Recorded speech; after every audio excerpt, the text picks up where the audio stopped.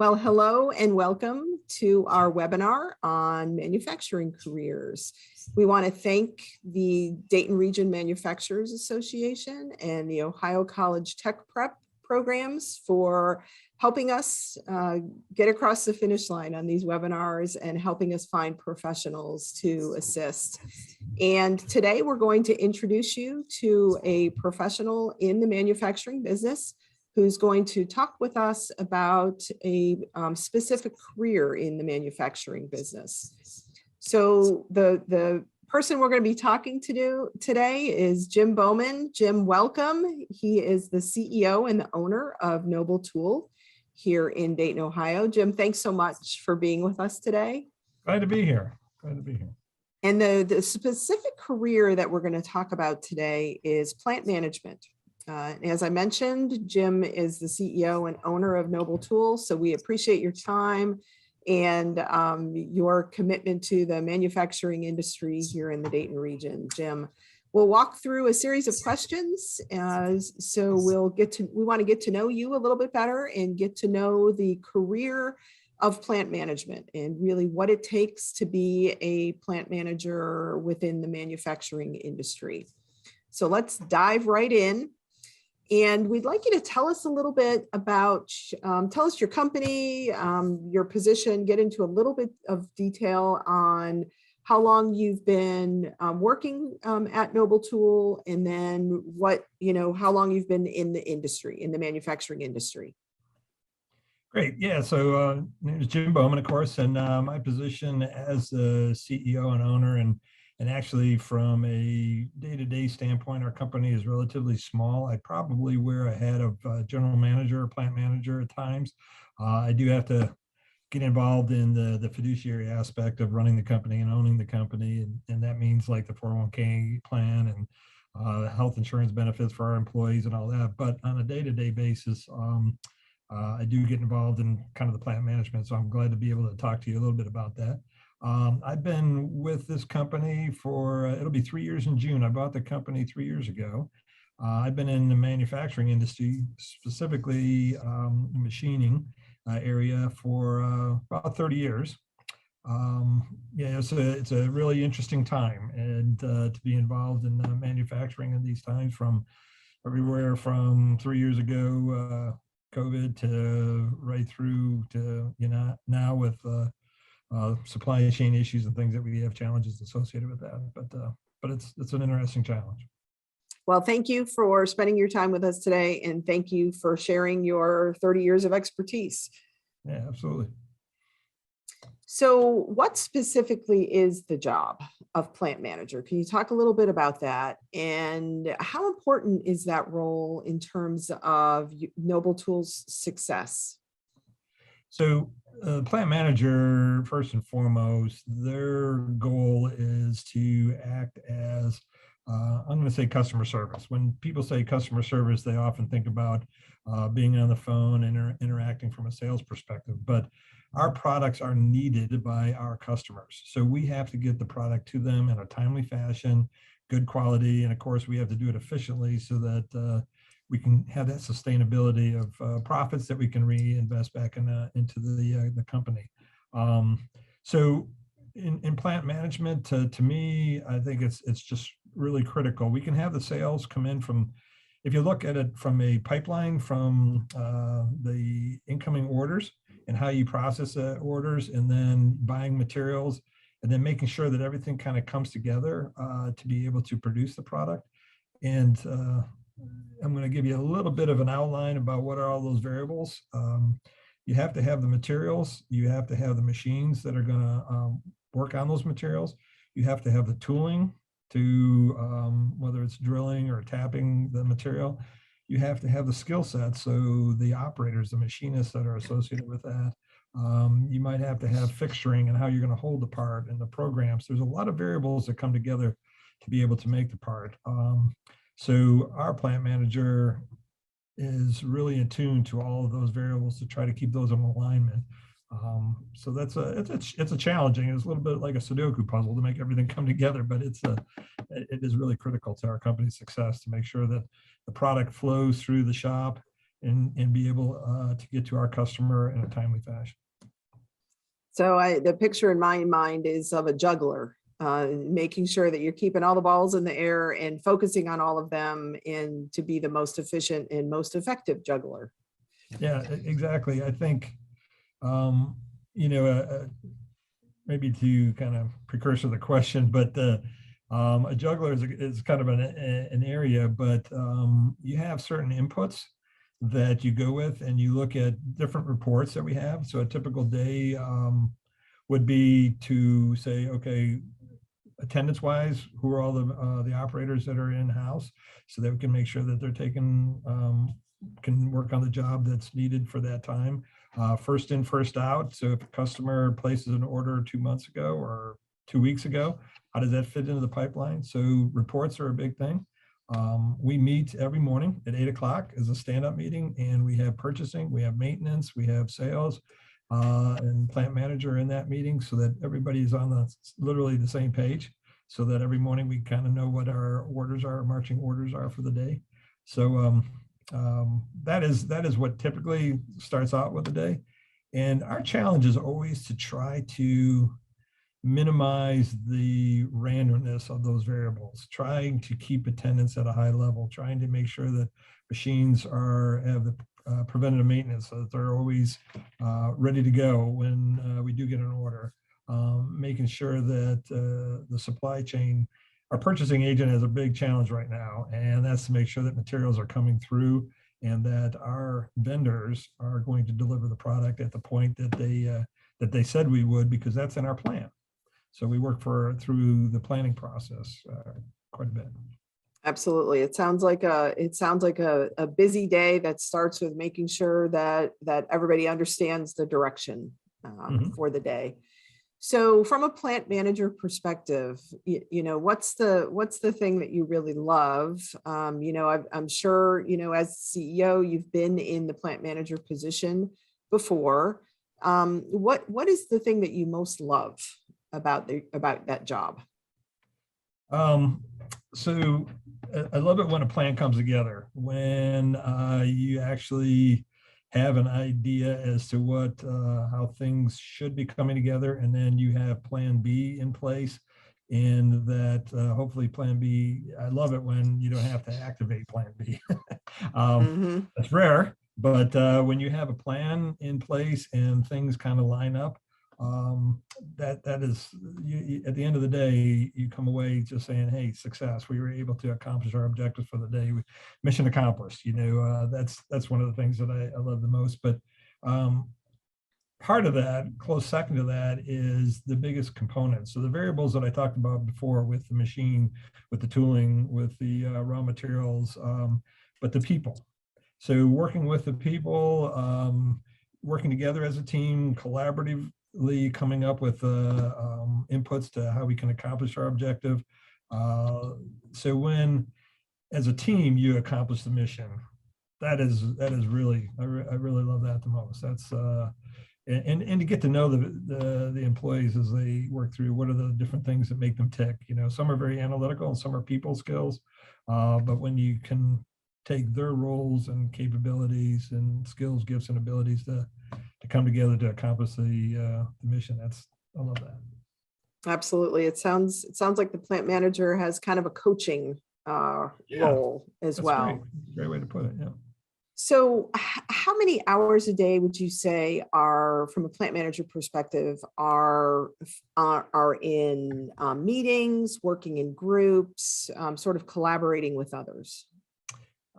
Probably, I would say 20 to 30% of my day. Maybe 2 or 3 hours a day. That might be on the high side, but it is very, and sometimes they're impromptu. Even if you have a meeting that's in the hallway and you ask Charlie how it's going with his project, or you're out on the shop floor. I love walking around the shop floor. I love in the morning, from a plant manager, when I was first promoted to plant manager, and I came in the morning, and the shop, the lights are starting to come on, and all the operators are machines are starting to come on board, and you start hearing it's like a symphony coming together as the machines are all starting to wind up in the morning. And But I love walking around and talking to the employees. So those are meetings, but they're not literally at a whiteboard and working through a lot of paperwork. But 1 to 2 hours a day, maybe that you would spend working in groups or in meetings. Awesome. Thank you. It sounds like it sounds like the mornings are the most exciting and the part that you really love about the day is getting everything started.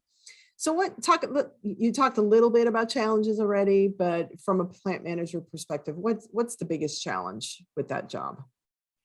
I think that when you said a little bit about juggling. So if you have these different plates spinning and they're all like spinning and you're trying to keep on top of all of them so that nothing's wobbling or getting out of sequence, and that could be, it's the unforeseen things. Those are the biggest challenges. And how do you react to a sudden change that's anywhere in that sequence?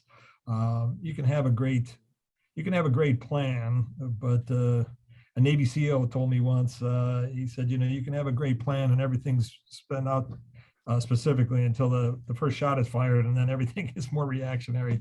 So that is a big challenge. And a lot of that, the biggest joy is often the biggest challenge. So the biggest joy is working with the people and what they feel good about and how they're going about their job and feeling of value. But they have personal, like there's a problem at home, or that they have a life crisis, or even life challenges that they enjoy, a vacation even. But it's the unforeseen when somebody's sick, somebody's not there, and you got to backfill all the time. You can't predict some of those things. So those are being able to react to those unforeseen circumstances. That's a big challenge. Absolutely. And having sometimes to deviate from the plan and being able to do that quickly, it sounds like. So what is the work environment? If you've never been to a plant before, what is the work environment? What does it look like? So in our plant, and most of the plants that I've been familiar with a couple of different companies, if you can, most of the plants they're air conditioned, they're a little bit higher bay ceilings, but there's equipment, and that's usually what is the big factor about a manufacturing facility, that it's some stuff is like hands-on, and but usually there's a level of equipment, and that equipment can try to the average person that hasn't been in a manufacturing facility, but punch presses, or you have a big piece of steel with, most people have like a hand drill press. They know that in their family garage, or their dad's got hobbies. They make things, and there's a drill press right there. Well, if you multiply that by 10, and it's much bigger, then it's automated equipment. The equipment is usually around the facility, and but it's not super noisy. And nowadays, from 3D printers to CNC equipment, it's very high tech. If somebody would walk up to a CNC machine and looked at the monitor, sure, it's a computer screen and it's got the rows of data and the code. And so if you like programming, like doing data control, that's really neat. And if you can envision the panel for an airplane, the cockpit, well, here you got this big CNC machine, and you've got the lights and the equipment there. I would love to fly a CNC machine. I've got my pilot's license, but I haven't programmed a CNC piece of equipment, but I feel like that would be really fun to do. But that's kind of it's the equipment that's around. It's important. All right. I think we're working on your next career now, Jim. Oh, that's plan B. So are plant managers ever on call, or do you have specific time periods in which you work and that's when you're there? So typically they're not necessarily on call, but if you run a 2-shift operation, which is good from a financial standpoint, because the equipment, if you can get 2 shifts out of 1 calendar day, then you can pay off the equipment sooner. So if you have a 2-shift operation, sometimes that you might be on call, so to speak, if there was a problem on second shift. But usually you're going to have leadership, floor leadership that's staffing the shift, and that's your first line of defense. If you've got good foremen, supervisors that can answer most of those questions. It's only when it gets out of the realm of, I'll say, normal. If God forbid anybody got hurt or there was a fire or something extreme, but most of the time you're not going to be needed to be on call. But it depends on the plant manager if they like to be in the loop and they like to have more hands-on. But typically you're not. Okay. Okay. Great. So here's the $1 million question. What does it take? How do you get to the point from an education and experience perspective to be a plant manager? So in manufacturing, the personnel that you're typically working for, it boils down to credibility. And if you're a plant manager that is maybe it's a smaller shop and you're more hands-on so that you can answer the questions associated with that piece of equipment or that type of material that is being run, I think experience is a big factor, because then you can keep things moving as if there is an issue associated with those problems or those things that might pop up. If you get into a bigger company, having some kind of a technical background or a formal degree to help build off of the experience. And sometimes the old phrase chicken or the egg, right? So if you've got a business undergrad or a engineering degree, that helps you with your problem solving skills and it helps you with your analytical skills. But you knowing the type of material or the process. But I would also say that all of us, any new job that you take, you're not going to be as experienced as you wish you were. So any job that you take, you could be the number one NCAA college quarterback and you get drafted in the first round. Well, guess what?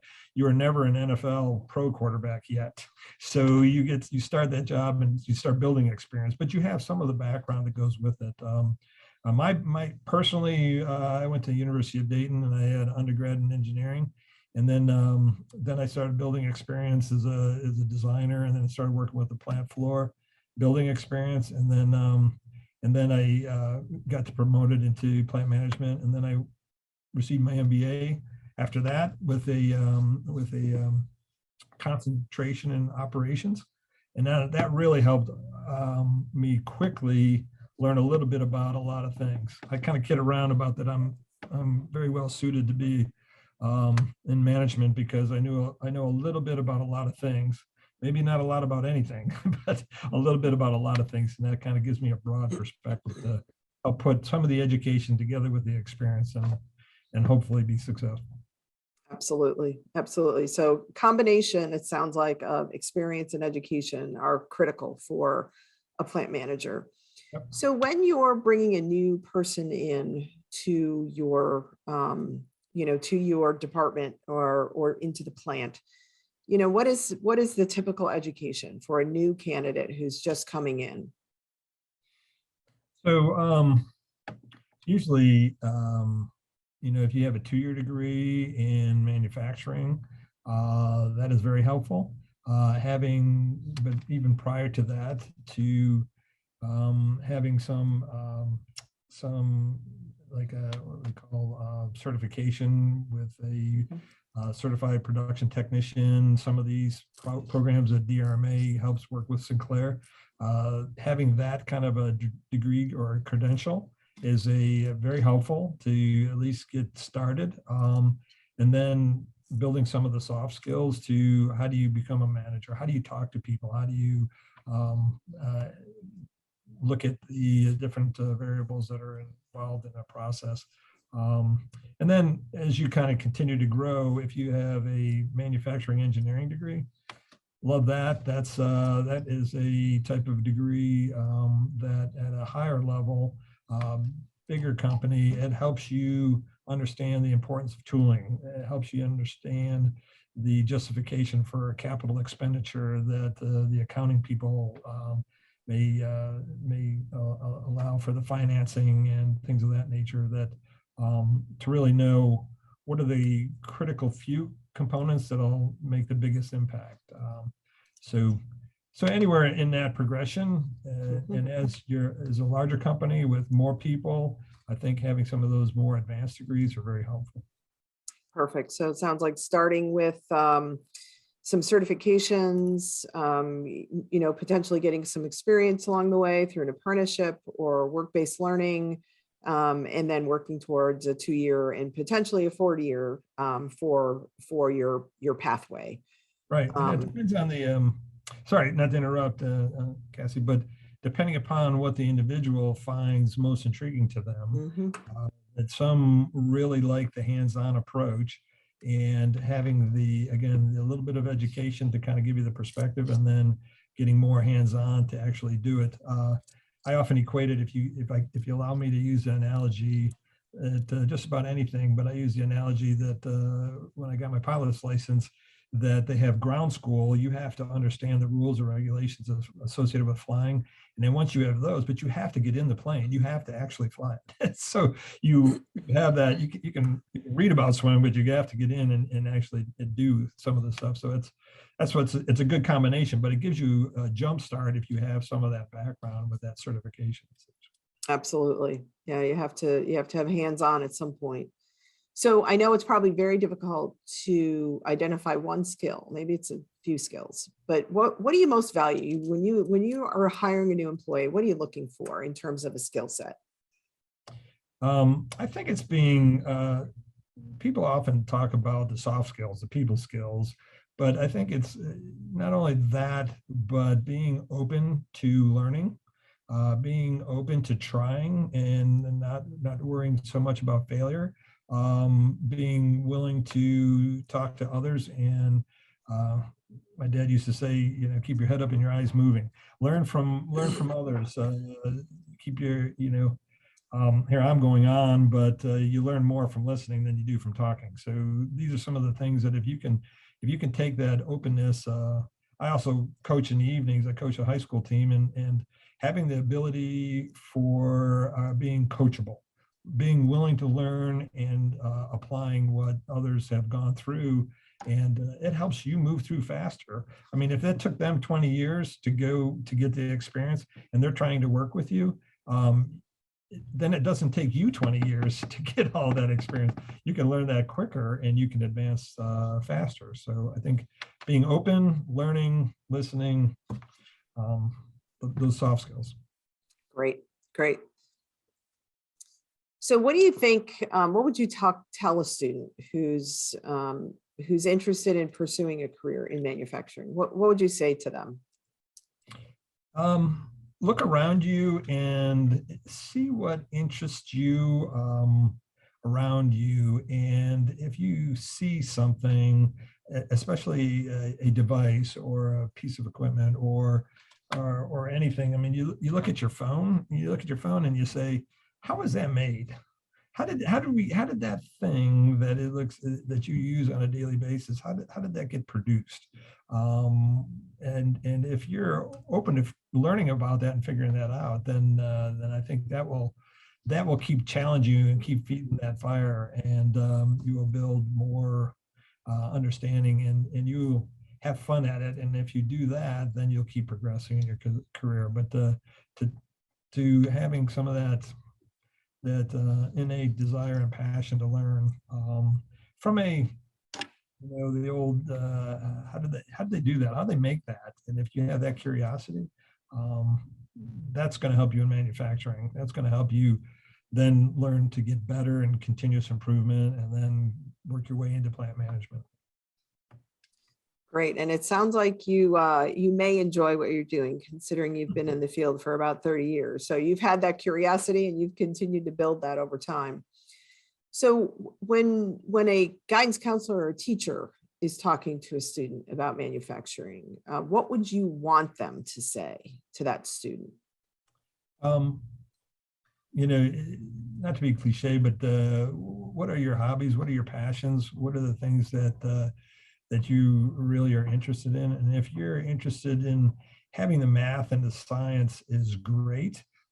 Doesn't mean that everybody has to become a doctor, an engineer, but if you do like math and the science and how the world works from a technical standpoint, I would ask the counselor to talk to the kids about those kinds of things. What are the things that that they feel passionate about, and see if there is that little ember of understanding, of curiosity about the sciences and the things that will gear towards how things work and how things can go from a raw material to a finished product. That's, they talk a lot about STEM, but getting students prepared for college, which is fine. It's great. I mean, obviously I went to college and my son did, but I think that if you're really interested in how are things fabricated, put together, built, you can build on some of that math and the science to get to the point of accomplishing those kinds of things. And I think the students, once you get into that career, and something gets finished, made, completed, it's really self-satisfying. I mean, it's such a great satisfaction of how, hey, we did this, we made this came done, this was complete. So you go from wondering how something is made to saying, hey, look what I did, look what I made. Did it, yep. So building upon that passion. So we talked a little bit about career path. Can you, so you come into let's say you come into your company as a brand new employee, maybe with a certification or a 2-year degree. What could be the career path for that new employee? So, yeah, I mean, it can go from being from any aspect of the manufacturing process. So as they start coming in and they start working on things, they might find themselves migrating towards a career in maintenance management, making sure that everything, all the lights stay on, all the equipment is running smoothly. If they like to fix things, then their career path could go that direction. They may start working in the supply chain in manufacturing and start saying, okay, so how do I build a good background of vendors and have them come through? Then in the production side or inventory, to making sure that we have the right things on the shelf at the right time for the right reasons. That's another career path. So there's a couple of different ones, but if we talk specifically with plant management, I think that if they can spend time in several different departments while they are working on taking any next advanced training. So if there's any other certifications or background to continue to get a wider perspective on things, that will help their career path towards plant management. And plant managers can do very well. We haven't talked money, but if you're a plant manager that is in a fairly good sized company and you put the effort into that, you can have, if you're first starting out, you might be in the $15 to $18 an hour range. But after, and you keep taking certifications, it's not uncommon to get a 10% increase, 8 to 10% increase as you go through there. There's a little math formula it's called the rule of 70s. If you get a 10% increase every year, in 7 years, you'll have doubled your wages.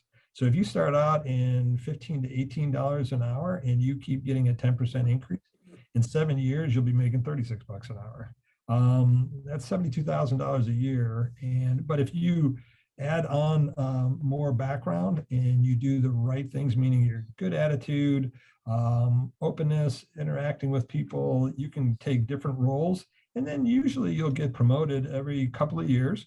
You'll take on the next challenge and the next challenge. And then you could be in the high 80s to 6 figures, just depending upon the company that you work with and where you go.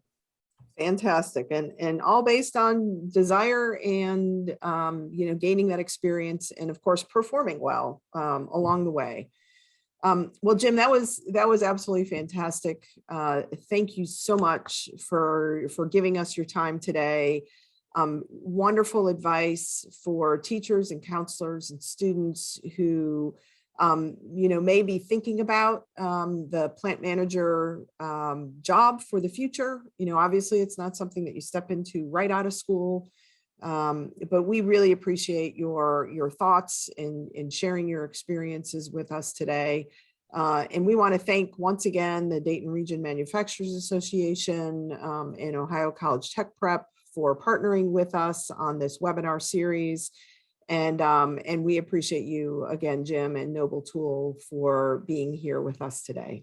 Glad to do it. And I'm passionate about the industry and manufacturing. I was a past chairman of DRMA, so anything I can do to help, I appreciate you having me. Thank you.